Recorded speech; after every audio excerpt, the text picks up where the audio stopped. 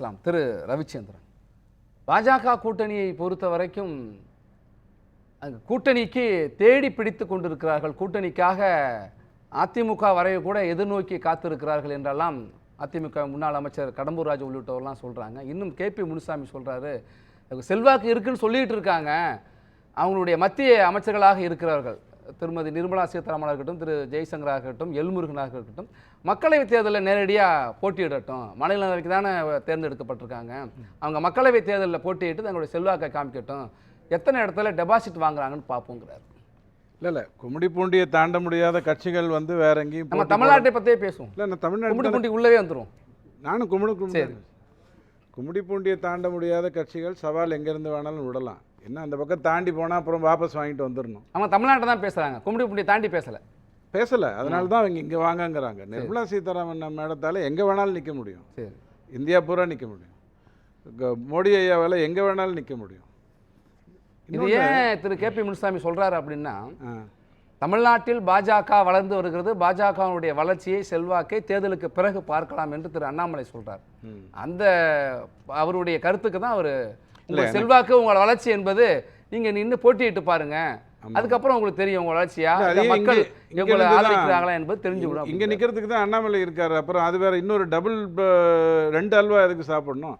நாங்க அங்க போட்டிட்டு போயிட்டே இருக்கோங்கிறது மேட்ரு. அடிப்படையில் திராவிட கட்சிகள் எல்லாம் பங்காளிகள்ங்கிறது அக்னீஸ்வரன் உங்களுக்கு சொல்லிட்டாரு பார்த்தீங்களா? நாங்கள் ரொம்ப நாளாக சொல்லிட்டு இருந்தவங்கலாம் பங்காளிகள் தான், அதை கரெக்டாக சொல்லிட்டாங்க. எந்த அளவுக்கு அட்ஜஸ்ட்மெண்ட் சொந்த வீட்டின் தேவைக்காக சேர்றது ஒன்றும் தப்பு இல்லையா? ஆமாம், தப்பே கிடையாது. வீடை காப்பாற்றணும்னா சேர்த்து தான் ஆகணும். இந்த இடத்துல வீடுங்கிறது தமிழ்நாடுன்னு எடுத்துக்கலாம். ஆனால் இப்போ நம்ம என்ன எடுத்துக்கணும் அப்படின்னு சொன்னால், எங்கே வந்து யார் நிற்க போகிறாங்க, யாருக்கு எங்கே டம்மி நிற்க போகிறாங்க, எப்படியாவது பிஜேபி விரட்டிடணும் அப்படிங்கிற அடிப்படையில் தேமுதிகவோடையும் பாமகவோடையும் அவங்களும் இங்கே தான் அதிமுக கூட்டணிக்கு தான் வருவதற்கு வாய்ப்பு இருக்குன்னு நம்புகிறேன். அப்படிங்கிற சூழ்நிலையில் இந்த திராவிட கட்சிகள் எல்லாமே பிஜேபி வந்துடக்கூடாது அப்படிங்கிற 2 பேரும் ஏன் சார் பாஜக வரமாட்டாங்க? இல்லை தெரியலைங்க. ஏன்னா 4 சீட்டு கேட்டாங்க பிரேமலதா அப்படின்னு, பிரேமலதா அம்மான்னு சொன்னாங்க. எடப்பாடி ஐயாக்கா நிறைய அதிர்ச்சியெல்லாம் தாங்கியிருக்காரு. அதனால் அவர் தைரியமாக பேசுவார். நம்மளால் அது முடியாதுங்கிறதுனால நான் அப்படி உங்களுக்கு சொன்னேன், வேற ஒன்றும் இல்லை. அடிப்படையில் இன்னொன்று விஷயம் நீங்கள் பேசுனீங்க. என்ன பேசுனீங்க அப்படின்னு சொன்னால், பிஜேபி எங்கெல்லாம் போகுதோ அங்கே மாநில கட்சியை கவ்விருமா. நான் சொல்லலை, திரு அக்னீஸ்வரன் அவர் சொன்னதை கேட்டுட்டு இருந்தீங்களா? அந்த பாவத்துக்கு உங்ககிட்ட வர்றேன். ஏங்க, சிவசேனாவோட 2 முறை பாவம்னா சின்ன எடுத்துக்காதீங்க, பாவம் பரதநாட்டியம். ஓகே, அந்த ஜெஸ்டருக்காக நான் சொன்னேன். சிவசேனாவோட 2 முறை கூட்டணி போடுறாங்க. முதல் முறை கூட்டணி போட்ட போதே அது கவுத்தது. இருந்தாலும் சரத்பவார் ஐயா வெளியிலிருந்து ஆதரவு கொடுத்ததுனால அந்த இடத்துல அரசு அமைக்க முடிஞ்சது. 2வது முறையும் சிவசேனாவோட கூட்டணி போடுது பிஜேபி. அதற்கு பிறகு அவங்க இந்துத்துவ சித்தாந்தத்திலிருந்து வெளில போறாங்கன்னா அந்த கட்சியிலிருந்து வெளில வந்தாங்க. அப்படித்தான் அது பிஜேபியோட வந்து போய் கவலை தானே வெளில வந்தாருங்க. ஏன்னா இந்த இந்துத்துவ மீறி அவங்க போறாங்க. ஏன்னா பால் தாக்கரே ஐயாவுடைய கதையே வேற, உத்தவ் தாக்கரேயுடைய ஐயா கதை வேற, நிதிஷ்குமாரோட கதையும் வேறங்கிறாங்க. வாஜ்பாய் காலத்து பிஜேபி இன்னைக்கு இல்லைன்னு சொல்றாங்க. நம்ம நீங்க சொன்னதுனால, பால் தாக்கரே சொன்னதுனால நான் வாஜ்பாய் சொன்னாங்க. நீங்க 84ல் வந்த பத்திரிகையெல்லாம் பாருங்க, வாஜ்பாயை டெரரிஸ்ட்னு வாங்க. பிஜேபி பொறுத்த வரைக்கும் என்ன தெரியுமா, ஜெயபிரகாஷ் நாராயணனை எதிர்ப்பாங்க, ஜெயபிரகாஷ் நாராயணனை ஒத்துப்பாங்க, வாஜ்பாயை எதிர்ப்பாங்க, வாஜ்பாயை ஒத்துப்பாங்க, அத்வானியை எதிர்ப்பாங்க, அத்வானியை ஒத்துப்பாங்க, மோடி எதிர்ப்பாங்க. ஜெயபிரகாஷ் நாராயண் ஜனதா சார், பாரதிய ஜனதா இல்லை சார். நீங்க இது வரிசையை மாத்துறீங்க. அரசியல் விமர்சகர்கள் மூத்தவர்கள் இருக்கிறாங்க. அடுத்த விஷயம், மெயினான விஷயத்துக்கு நான் வந்துடுறேன். நிதிஷ்குமாரோடையும் இப்படித்தான் 2 முறை அவருக்கு வாய்ப்பு கொடுத்தாங்க. 2 முறையும் கூட்டணி வந்து அவர் தான் முதலமைச்சர், அவருக்கு தான் வாய்ப்பு. கூட்டணியில் சீட்டு அவர் எத்தனை சீட்டு கொடுத்தாங்க, எத்தனை அவர் ஜெயிச்சாரு, இவங்க எத்தனை சீட்டு ஜெயிச்சாங்கிறதெல்லாம் வரலாறு. 3வது முறையும் அவருக்கு கொடுத்துருக்காங்க. கவுர வேலையெல்லாம் பிஜேபி பண்ணதில்லை, தாவர வேலையை பங்காளிகளுக்குள்ள பண்ணிக்கிட்டாங்க.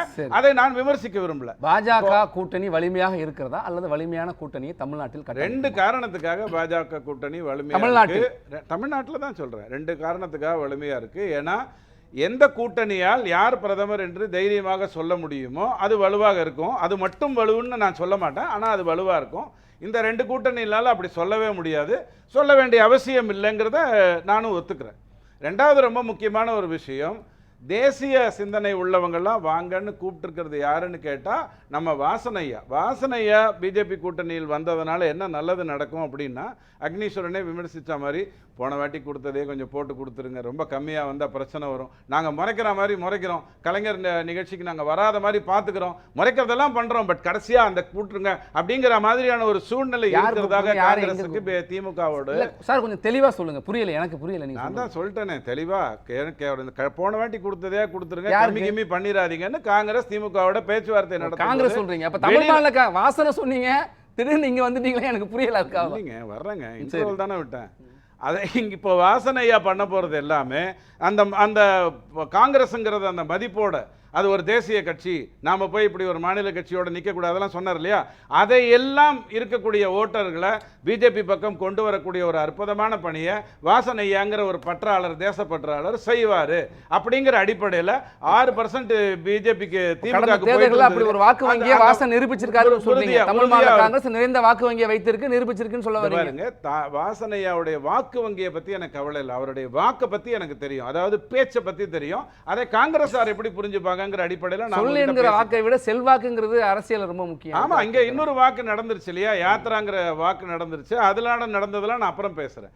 கொங்கு மண்டலத்தை சார்ந்த வேட்பாளர்களை தனியாக விட்டுருங்க, அது எப்படியுமே அதிமுகவுக்கும் பிஜேபிக்கும் நிரூபிக்க வேண்டிய ஒரு தளமாக இருக்க போகுது. அங்கே பிஜேபியோடைய வாய்ப்பு என்ன ஒரு அதிசயமான ஒரு விஷயம்னா, பிரதமரை அவர்களால் சொல்ல முடியும், இவங்களால சொல்ல முடியாது. 98 என்ன ஆகுதுன்னா, அதிமுக அந்த பட்டுப்புடவை செருப்பு கதையெல்லாம் சொல்லி இப்போ குடி தோண்டி போச்சாங்க. 98 பிஜேபியோட சேர்ந்து அது பெருசாக வருது.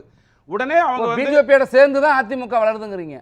வந்ததுன்னு நான் சொன்னேங்க, வளருதுன்னு நான் சொன்னேன். ஸ்பெல்லிங் மிஸ்டேக்கா இருந்தாலும் பரவாயில்ல, ஆனா கூட நான் பண்ணல. வேற அதுக்கு என்ன சொல்றாங்க, இல்ல பாஜகங்கிற ஒரு கட்சியோட யாரும் கூட்டணி அமைக்கவே தயங்கிட்டு இருந்த காலகட்டத்தில் அதிமுக தான் பாஜகவோட தைரியமாக கூட்டணி அமைத்து அதற்கு பிறகு பாஜகவோட நிறைய கட்சிகள் கூட்டணி அமைத்தார்கள் என்றெல்லாம் சொல்லியிருக்காங்க.